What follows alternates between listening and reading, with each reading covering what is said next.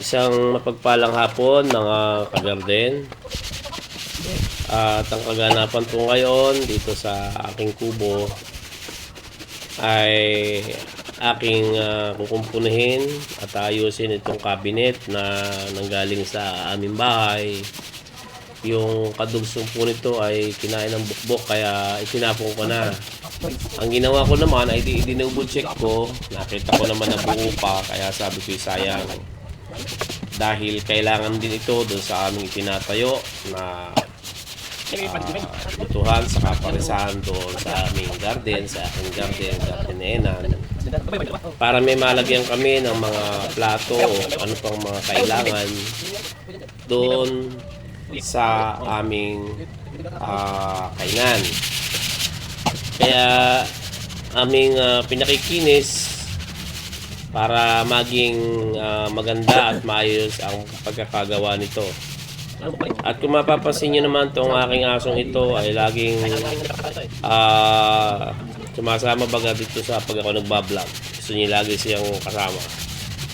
Timutik na pating malunod nung kami nagpunta at tumawid kami doon sa aming lupa. Ang maganda nito ay itong aming asong ito, pag ako'y nasa trabaho at kinecheck ko yung CCTV, nakikita ko lagi baga siya doon sa pinto, hindi siya naalis. Ibig sabihin talagang loyal dahil napakabait po ng asong ito. At patuloy lang po kami sa aming paggawa nitong cabinet. Amin pong pinakikinis at ito po ay pipinturahan dahil pag pininturahan ito ng bugol-bugol ay hindi na maganda ang finished product. At bayan na po, pinipinturahan na po. Unang pintura ito, press coating ay patutuyuin muna ito at saka uli bibirahin. Pagkatapos ng press coating, patutuyuin. Pagkatuyo na, saka ulit titirahin. Papatungan po uli para maganda ang maging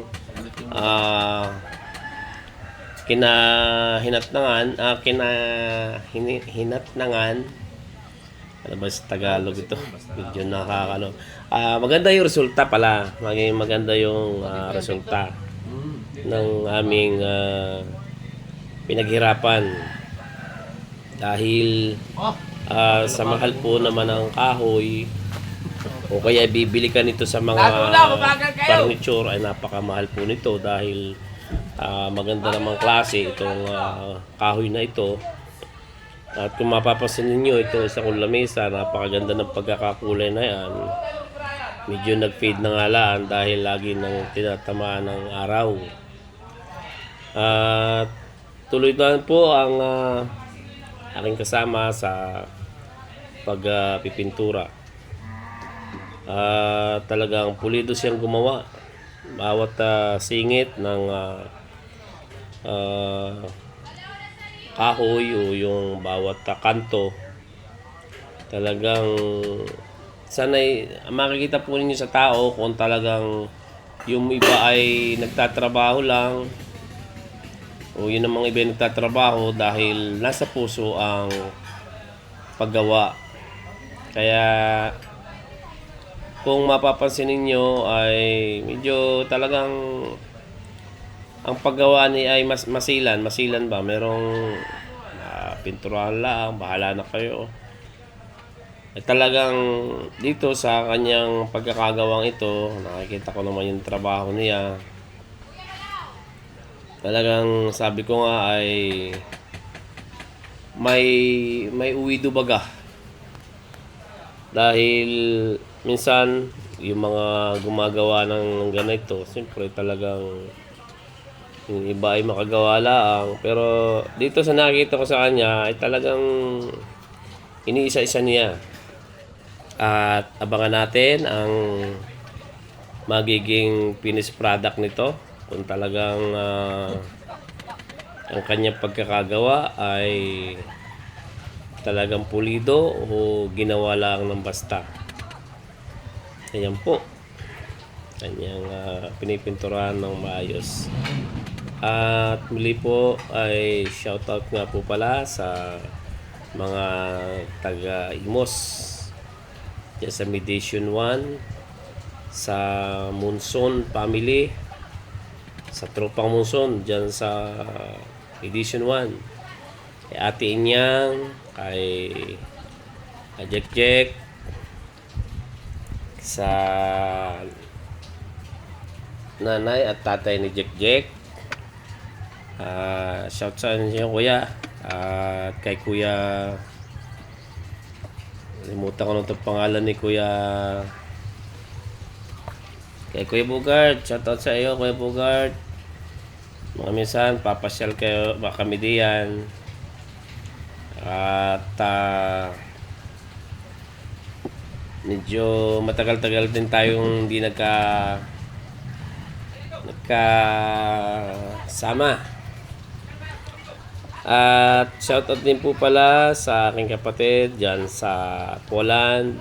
Shoutout sa iyo, Nini. Pasalamat tayo sa Panginoon at talaga namang hindi kanya pinabayaan. Sa aking kapatid na si Matmat, tol, pagaling ka.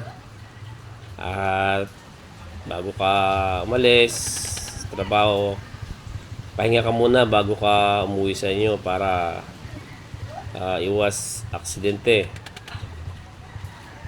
At shoutout din po sa aking panganay na kapatid, si Kuya Erson. Kuya, kumusta ka dyan sa Dubai? Pray kami lagi para sa iyong safety. Tayo ay tumatanda na, kaya kailangan ay maging maingat tayo sa ating kalusugan. At yan nga po talaga makikita niyo itong aking kasama. Ayun na po pala. Ayun na po yung finished product. Ito po, ayan, papakita ko po sa inyo. Ayan.